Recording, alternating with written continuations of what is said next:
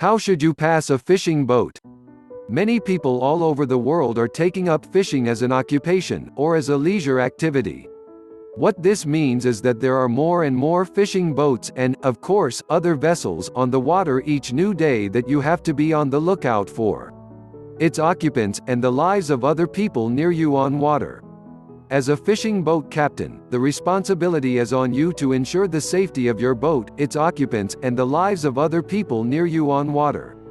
A wrong attempt at passing a boat may lead to a collision, which will either result in panic, injury, dent and scratches to the boat, or even death. But not to worry, this video will explain all you need to know about how to pass fishing boats. An expressway, for example, has lanes and each driver is expected to stick to his, taking certain measures before attempting to swerve into another's. But the ocean, or any other body of water as the case may be, doesn't have lanes and cut out demarcations that each boat captain must stay on. However, there are rules, and following those rules is the first step towards securing the lives of the people in your boat and other ones near you. Why passing fishing boats may be complicated. Fishing boats are unique in that they have extra features like nets, lines, and hooks. This makes navigating your fishing boat around them a bit complicated. You have to keep communicating with your counterpart to decide on the best decisions to take in passing a boat. Asides communication, moving at a safe speed will also help in controlling the boat, thereby forestalling accidents. What the rules say: right of way in boating.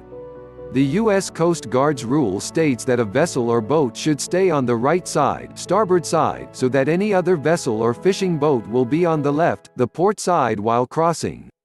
However, there are situations where it may not be possible to stick to the rules, such as when it is evident that the fishing lines of the other vessel are on your left.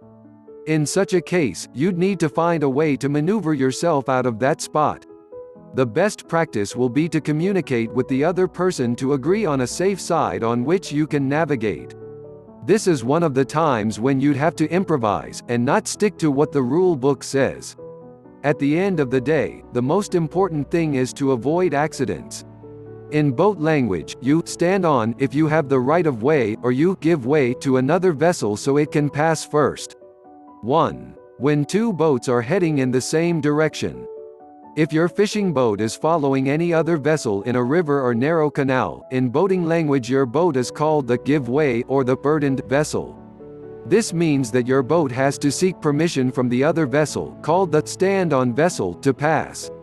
The other vessel, being the privileged one, can deny your fishing boat access, especially if the captain feels it's unsafe for you to pass for some reason. And in the case of an accident arising from your passing without the other vessel's permission, the burden of responsibility is more on you. 2. Seeking permission to pass. The standard procedure in seeking permission to pass is to sound the horn in 2 short blasts to let the stand-on vessel know you want to pass on its left side. If the captain of the vessel wishes to grant you access, they will blast their own horn twice, meaning access granted, then you can pass.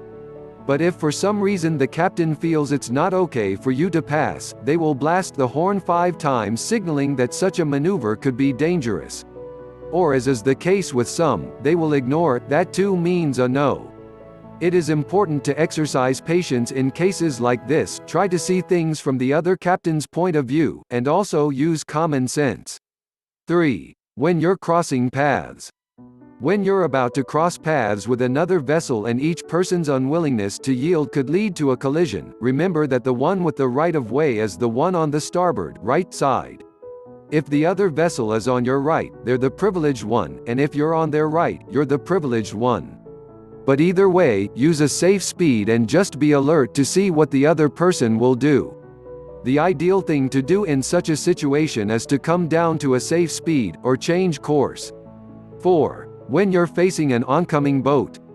Risking the possibility of a head-on collision? Not to worry, you know the rules. Steer your fishing boat well enough to the right, while you watch out to see the other person's intention. Each boat is supposed to pass portside to portside, left to left. And don't forget to leave enough space so as not to get the lines of your fishing boats entangled, assuming the other boat is a fishing boat too. 5. When nothing else works. Despite knowing a thing or two about passing a fishing boat, there may be times when it seems nothing else works, and you have to do something smart to get out of an otherwise dangerous situation. Whether the other person has forgotten the rules or doesn't care about keeping them, the truth is that you'd still be partially responsible for anything that happens. So, you must give way to avoid a collision.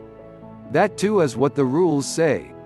In conclusion, the right knowledge on how to pass a fishing boat is very important, as it can make a difference in the level of orderliness maintained and the precautionary measures taken while on water.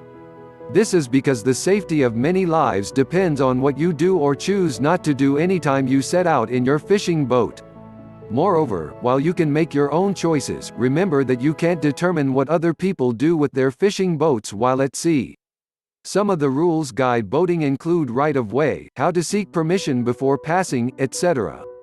However, these rules impose responsibilities and require that safety precautions be taken at all times, and not the right to insist that things go your way on the water, at the expense of safety. That being said, when all else seems to fail, try improvising, use logic and common sense to forestall danger. If you've enjoyed this video, click the subscribe button below and hit the notification bell so you'll know once we post a new video. Also, drop a comment below so we can know your thoughts. Finally, don't forget to check the description below for more details and visit our site, www.zimfishing.com, for more fishing content like this.